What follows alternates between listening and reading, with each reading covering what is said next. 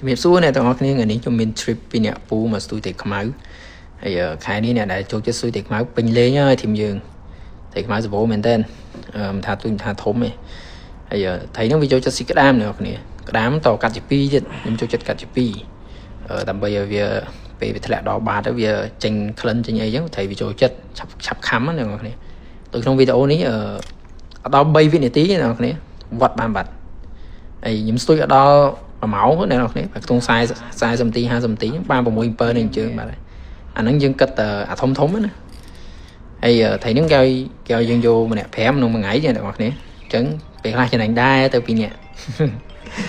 ហើយអាមួយនេះមុខសញ្ញាបើមិនសឡននំបញ្ចុកក៏ចំហុយមីស៊ូដែរអ្នកនរគ្នាអាមួយពងព្រាត់នេះវីដេអូមានតែប៉ុណ្្នឹងអ្នកនរគ្នាជួបគ្នានៅវីដេអូក្រោយអរគុណ